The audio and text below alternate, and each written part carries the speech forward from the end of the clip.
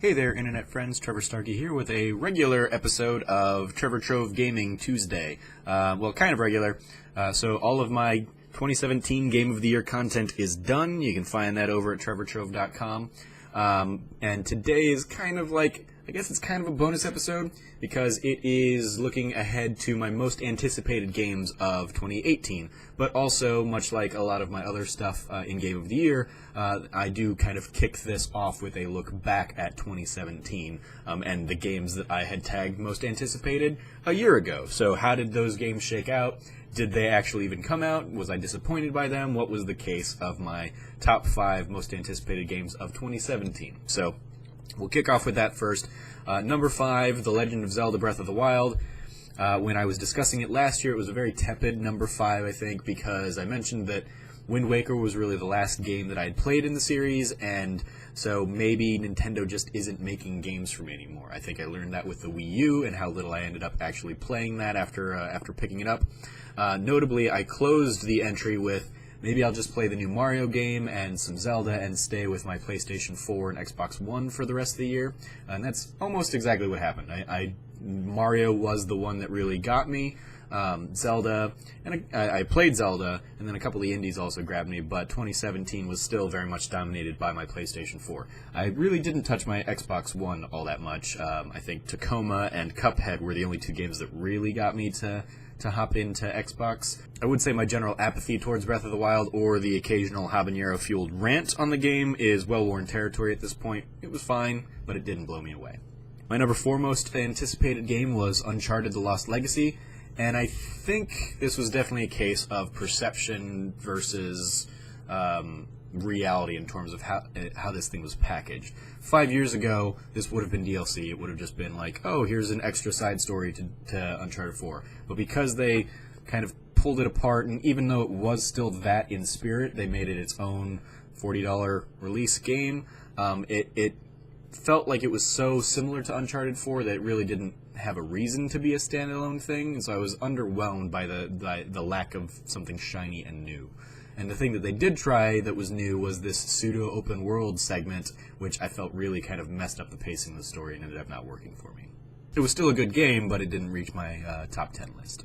Number 3 was Mass Effect Andromeda, and if my biggest disappointments post had been gaming-centric instead of here's a bunch of things in the games industry that sucked this year, Andromeda probably would have been near the top of the list. And it's not even that it was a bad game.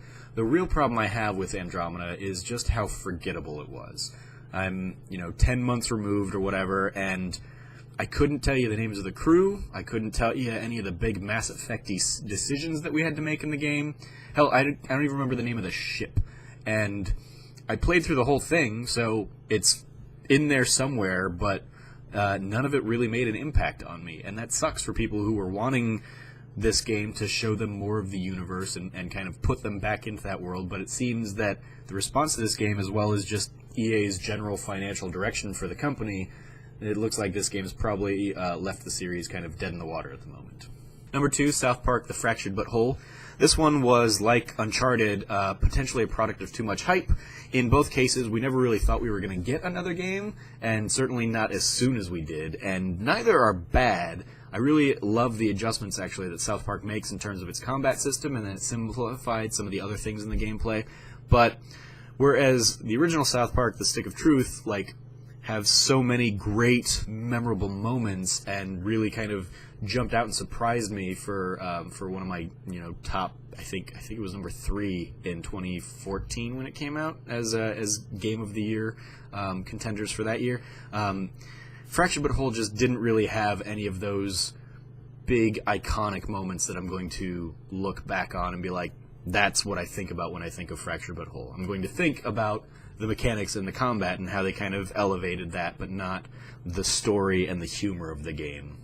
And number 1, my most anticipated game last year was Persona 5, and this is the one that actually seemed to manage to meet or surpass the expectations. I went into the game mostly dark, and I appreciated getting introduced to everything as it went along. It ended up landing at my number 2, which means that the biggest surprise that I had comes from the fact that I didn't have Horizon Zero Dawn on my most anticipated list at all last year, and it ended up coming out of nowhere to take my top spot for the year.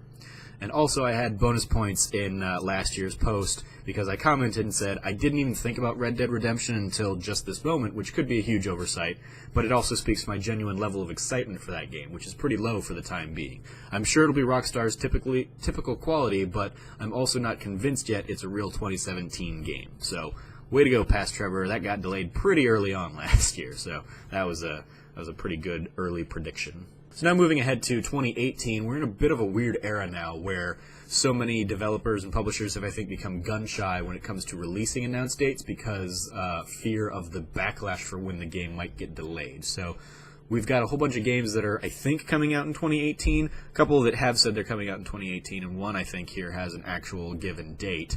But so many games are just kind of in a nebulous period where it's like, oh, actually, I guess this might not be a 2018 game. It's just kind of been in the conversation as like a potential 2018 game. But kicking off things with number 5, we have Kingdom Hearts 3. And Square Enix has said that it's coming in 2018. I don't believe it. But I really did enjoy the first 2 games, the mainline games, back when they came out 2 console generations ago. So I'm going to hopefully still dig this one when it actually comes out in 2019. Number 4, Spider-Man. I don't know. This is another one where we actually might not see it this year, but I'm hopeful. The idea of Insomniac making a Spider-Man game has me incredibly excited.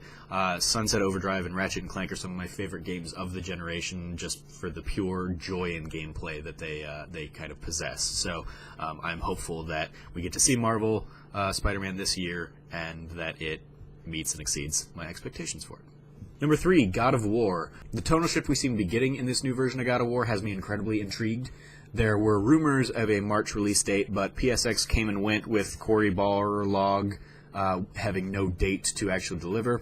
I don't think it means the game's in trouble or anything, but I don't think the March leak was as certain as they would hope, so I don't think they've landed on giving it that date. But I'm fairly certain we're still going to be playing this in 2018, and I'm very excited to see this new take on Kratos as he tackles Norse mythology this time around. Number 2, Detroit Become Human. The big ideas of Detroit Become Human have me excited, and the branching paths will, like heavy rain before it, ensure a wide array of potential story beats to play through. I don't quite know how the details are going to end up shaking out, but I, Robot is one of my very favorite underrated sci-fi films, and I get all sorts of I, Robot vibes from this game, so I'm very much looking forward to exploring the story. And the sequence that I played at E3 this year, and that was at PSX, is tense and gripping and engaging, and yeah, I'm looking forward to playing this game. Number 1, Far Cry 5. Far Cry 5 tends to have a solid, engaging gameplay that often helps drive the action, I think, more than the story itself does. That was especially the case in 4. I didn't care about Ajay's story really at all, but the gameplay was fun and helped me get through it. The story here, with a much more controversial US-based location fighting off a bunch of religious zealots and a cult, has me intrigued in very much in the same way that Wolfenstein 2 did earlier this year, setting that in America. How's that going to play out? I had fun with Far Cry 5 back at PAX West, and so I'm very interested to see kind of the bigger picture of the game and how it plays. Additionally, friends in the industry who had a longer recent hands-on preview kind of spoke about how much fun they had with the game. So I'm hearing good things. The fact that it's already been pushed back from its original release date in February to, I think, March or maybe early April suggests that that's a date that they're much more likely to hit, and I don't think we'll be seeing it get pushed further into the summer or anything like that. So that's what I'm anticipating the most in 2018. Again, I've not highlighted Red Dead Redemption here because, again, I don't feel like they've given me a real reason to. We've only seen a couple minutes of what will surely be a very massive game to explore, but in all of 2017, we only got that new trailer. We got the little tease in 2016, and then we got the delay, and then a trailer in 2017. So we've only seen maybe like less than 5 minutes of this massive game. So I'm not as brazen this year to say that they're not going to hit a 2018 release date, but they just haven't given me any reason to care about it yet. I'll undoubtedly get it when it comes out, but they themselves, outside of the pedigree of the company, have not given me a reason to care about Red Dead Redemption 2. So those are my most anticipated games. Let me know what yours are in the comments below. As always, I've been your host, Trevor Starkey from TrevorTrove.com. You can follow me at SnarkyStarkey on Twitter. And until next time, from here at the Trove, treasure your friends.